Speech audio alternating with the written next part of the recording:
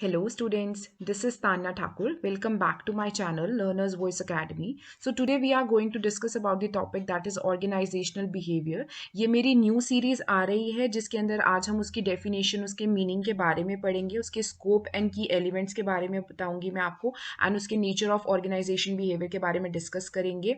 So guys, अगर आप लोगों ने मेरी प्रीवियस वीडियो नहीं देखी है so I have provided the link in the description box जो कि मार्केटिंग मैनेजमेंट की थी. So please kindly go and check it. And guys, आप लोगों ने अगर मेरे चैनल को अभी तक सब्सक्राइब नहीं किया है सो प्लीज़ मेरे चैनल को सब्सक्राइब कर लीजिए. एंड आप लोग मुझे इंस्टाग्राम पे भी फॉलो कर सकते हैं, मैं लिंक डिस्क्रिप्शन बॉक्स में दे दूंगी. So let's start with the topic. Meaning of organisational behaviour. So organisation behaviour की डेफिनेशन को समझने से पहले हम समझेंगे कि ऑर्गेनाइजेशन एंड बिहेवियर का क्या मतलब है. So organization is a group of people working together to meet the collective organizational goal. So organization क्या है? ग्रुप ऑफ पीपल है जहाँ पे वो लोग वर्किंग टुगेदर एक साथ काम करते हैं, कलेक्टिव एफर्ट डालते हैं सो दैट वो कॉमन गोल या ऑर्गेनाइजेशन के गोल को अचीव कर सके. So that is organisation. Next आते हैं behaviour. Behaviour is generally considered what someone does. It is a verbal or physical response shown by a person as a consequence of the impact of his or her surroundings. So behaviour basically क्या है? हम सब लोग किसी ना किसी surroundings में रहते हैं, इन्वायरमेंट या सोसाइटी में रहते हैं. सो उसका क्या कॉन्सिक्वेंस रहता है, उसका क्या इम्पैक्ट रहता है, वो हमारे बिहेवियर में शो होता है. जैसे कि वो फिजिकली रिस्पॉन्स होगा या हमारा वर्बली शो होगा पर्सन का कि वो कैसे बिहेव कर रहा है, क्या उसके कॉन्सिक्वेंस है. सो वो सारे हमारे सराउंडिंग्स, हमारे इन्वायरमेंट से इम्पैक्ट होकर ही, उसके जो इन्फ्लुएंस होकर ही हम क्या करते हैं, हम अपने रिस्पॉन्स शो करते हैं. नेक्स्ट आता है हमारे पास definition of organizational behavior. So definition of organization behavior according to Stephens P. Robbins, organizational behavior is a field of study that investigate the impact that individuals, group and organization structure have on behavior within organization for the purpose of applying that knowledge towards an organizational effectiveness. So organization behavior basically concern होता है कि इसमें हम study करते हैं कि how and what people act in the organization, कि वो कैसे वर्क कर रहे हैं, क्या वो हम स्टडी करना उनको कि इंडिविजुअल कैसे बिहेव कर रहे हैं, कैसे कैसे उनको हम कैसे और इफेक्टिव उनकी परफॉर्मेंस को कर सकते हैं विद इन दी ऑर्गेनाइजेशन. क्या चीज़ें हमें करनी चाहिए, कैसे हम स्ट्रक्चर को और बेटर कर सकते हैं, उनके बिहेवियर को समझना, बेसिकली स्टडी करना इंडिविजुअल और ग्रुप के बिहेवियर को कि ह्यूमन कैसे बिहेव करता है within the organisation. So organisation behaviour इसी बोला जाएगा. नेक्स्ट आता है हमारे पास key elements of organizational behavior. So key elements of OB is first is people, structure, technology and environment. So people, organizations are run by the people.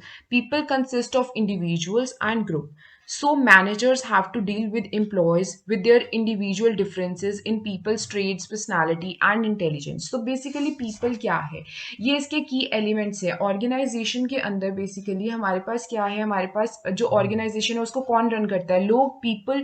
So people कुछ भी हो सकते हैं, इंडिविजुअल्स हो सकते हैं, ग्रुप्स हो सकते हैं. तो आज की डेट में जो लोगों को मैनेज करने के लिए, मैनेजर्स के लिए बहुत ज़्यादा हेक्टिक हो गया है, बहुत ज़्यादा, क्योंकि ट्रेंड में चेंज आया है तो वो बहुत प्रिपेयर्ड रहते हैं कि वो डील कर सकें हर एक चीज़ के साथ, हर एक चेंजेस जो भी आ रहे हैं ट्रेंड में तो उसको कैसे अडाप्ट करेंगे. ह्यूमन बिहेवियर में बहुत सारे कॉजेज आते हैं, सो उसको कैसे वो ठीक करेंगे, वो कैसे उसकी प्रॉब्लम को सॉल्व करेंगे लोगों की, क्योंकि डिफरेंट डिफरेंट लोगों की डिफरेंट पर्सनैलिटी होती है, डिफरेंट डिफरेंट उनका सोचने का नज़रिया होता है. तो उस अकॉर्डिंगली जो मैनेजर्स हैं वो किस अकॉर्डिंगली डील करेंगे अपने एम्प्लॉयज़ के साथ, क्योंकि इंडिविजुअल डिफरेंसेस बहुत हैं. सो ये बहुत ज़्यादा इंपॉर्टेंट है ऑर्गेनाइजेशन बिहेवियर में. नेक्स्ट आता है स्ट्रक्चर. और organisations are the social systems. There are two types of social system. First is formal and informal. So formal, the formal relationship of people in organizations is called the structure. So basically formal relationship होना हमारे organization के अंदर, जैसे कि एक manager है, manager ने subordinate को काम दिया, देन उसने अपने वर्कर से काम करवाया. सो एक फॉर्मल रिलेशनशिप है, उसने जो है अपने सबॉर्डिनेट को रिपोर्ट करना है, वर्कर ने, लाइनमैन ने, और उसके बाद जो है उन्होंने अपने मैनेजर को रिपोर्ट करना है. सो एक फॉर्मल स्ट्रक्चर है, फॉर्मल ऑर्गेनाइजेशन के अंदर वो स्ट्रक्चर वे में वो फॉलो कर रहे हैं.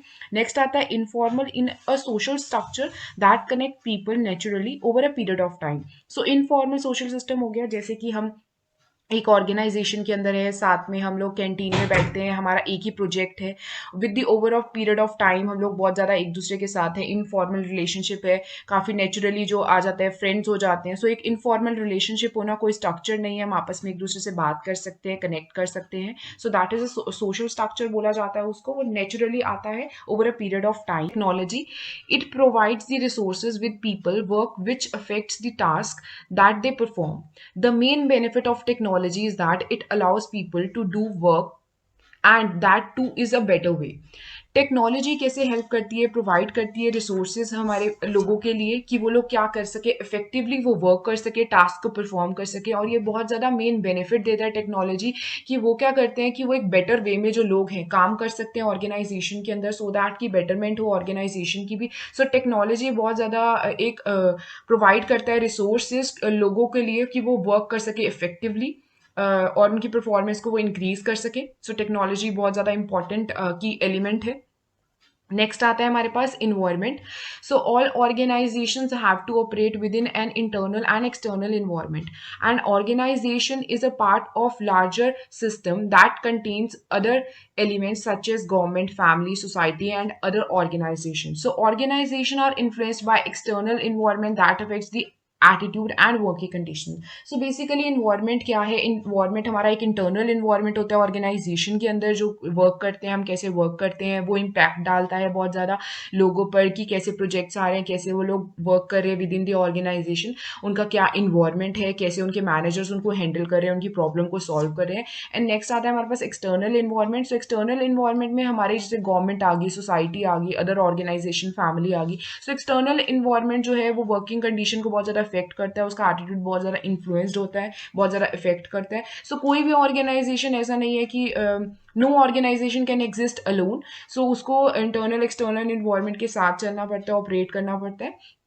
विद इन दोज ऑर्गेनाइजेशन में। नेक्स्ट आता है हमारे पास nature of organization behavior. So nature of organization behavior में फर्स्ट पॉइंट है a separate field of study not a discipline. So yes, it is a separate field of study जिसके अंदर basically हम क्या करते हैं, हम स्टडी करते हैं ह्यूमन के बिहेवियर को, और हम स्टडी करते हैं कि वो कैसे बिहेव करते हैं, उसको समझना। ये एक डिसिप्लिन नहीं है, क्योंकि डिसिप्लिन जो होता है वो थ्योरेटिकली हमारे बैकग्राउंड से होता है, थ्योरेटिकली फाउंडेशन होती है उसकी, कुछ उसके बेसिस होते हैं, उस अकॉर्डिंगली जो लोग वर्क करते हैं, बट ये एक स्टडी है। And it is N interdisciplinary approach. Yes, it is N interdisciplinary approach जिसके अंदर हम स्टडी करते हैं ह्यूमन के बिहेवियर को कि वो अपने at work in the organisation कैसे वर्क करता है। सो डिफरेंट डिफरेंट डिफरेंट उसके भी मल्टी डिसिप्लिनरी है, जैसे साइकोलॉजिकली, सोशियोलॉजिकली डिफरेंट सिचुएशन में वो कैसे एक्ट करता है, तो उसको नॉलेज करना, उसको समझना।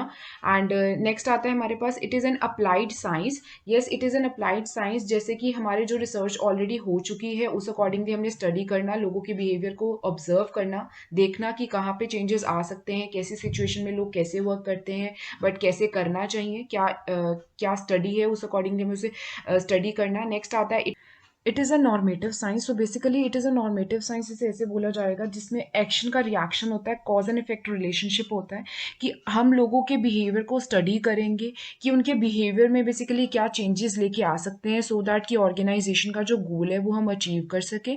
सो और नॉर्मेटिव साइंस इसे बोला जाएगा। Total system, yes it is a total system जिसके अंदर ऑर्गेनाइजेशन क्या है, जिसके अंदर डिफरेंट डिफरेंट सब सिस्टम्स होते हैं। सो उस अकॉर्डिंगली कैसे डिफरेंट डिफरेंट सब सिस्टम में वो आपस में कोऑर्डिनेट करते हैं, कोई कंफ्लिक्ट नहीं है, अगर कोई कंफ्लिक्ट नहीं होगा उनके बीच में, उसको स्टडी करना, वो तो ऑब्वियस सी बात है ऑर्गेनाइजेशन जो है वो बहुत अच्छा ग्रो कर पाएगी, बहुत अच्छा रन हो पाएगी इजीली, क्योंकि कन्फ्लिक्ट्स नहीं होंगे। सो वो वेरिएबल्स को देखना, सो दैट कि जो ऑर्गेनाइजेशन की फंक्शनिंग है उसको समझ पाए, हम स्टडी कर पाए उसको अच्छे से, कैसे वो वर्क कर सकते हैं उनको समझना।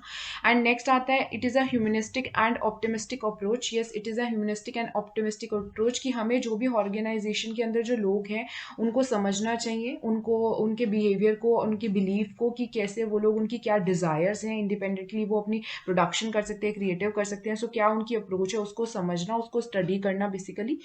So this is all for today guys. I hope your concepts are clear now. If you have any doubt, drop it into the comment section, मैं उसको ज़रूर आंसर करूँगी। एंड गाइज, अगर आप लोगों को मेरी वीडियोस पसंद आ रही हैं, so please don't forget to subscribe my channel and press the bell icon so that you can get the notification of the latest video, and also share this video with your friends and classmates. Thank you so much.